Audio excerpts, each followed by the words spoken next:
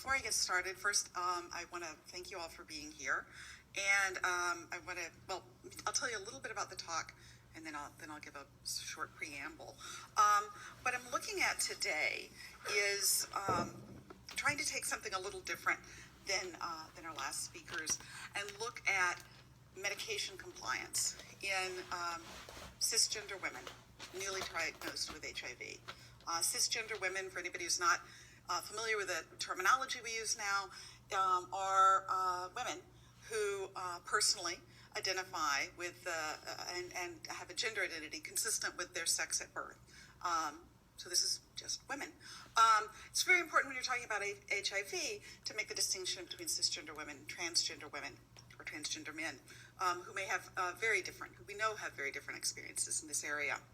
I also want to acknowledge my co-author, Martha Lang. Martha and I have been working on a variety of different areas of sociological research since she finished her PhD at Brown. So that's some 20 years now. A wonderful collaboration, but I definitely want to thank her for this. Now, where is our down arrow? No. How many different? So the other thing I wanted to tell you before I get started, while you're looking at this slide about HIV, is this is a different kind of talk than the other talks. I was taught in graduate school that my talks do not need to go like a murder mystery. I can tell you at the beginning what it's about. It's going to end with calling for you to consider the ways in which you can do transdisciplinary research, not just to make your research better, but to make the impact better. Behavioral researchers are missing in many areas of policy work. And this is about an area where you're missing. And if we aren't there talking about what gets created in policy and what gets implemented, then we can lose the whole ballgame in terms of making a difference in people's health and health care. So that's where I'm going. I want to talk to you about HIV treatment in the United States. And as a data-driven person, the one thing I don't like about this slide is it's not proportional to the area, so it makes it a little bit skewed here. But there are over 1 million people who are HIV infected in the United States. Over 900,000 who are diagnosed as HIV positive. 750,000 or a little less are linked to HIV care. Only 400,000 or so are retained in HIV care. 363,000 have been prescribed antiretroviral therapy.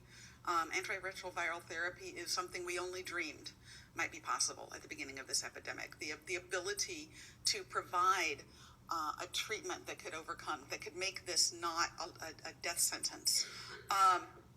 But it depends on treatment compliance. And it depends on treatment compliance not just for the individual, but it depends on treatment compliance for us continuing to have this treatment available. And that's going to be relevant in this talk. Among those 363,000 who've been prescribed ART, we have a little over 250,000 who have suppressed viral load. That means they have undetectable or nearly undetectable viral load and are thought to be not able to transmit HIV, at least sexually. And that's fantastic for them and as a population issue. Now, when women are diagnosed with HIV, they face a number of challenges. This is a traumatic diagnosis. You have multiple medical appointments in your first year. There's a lot of testing that needs to go on, both in regard to your current condition and to your response to the antiretroviral regime. A lot of screening has to happen. And as you can imagine, a big portion of this group who is diagnosed with HIV already have other conditions that complicate issues. When you're diagnosed, you're commencing a lifelong daily medication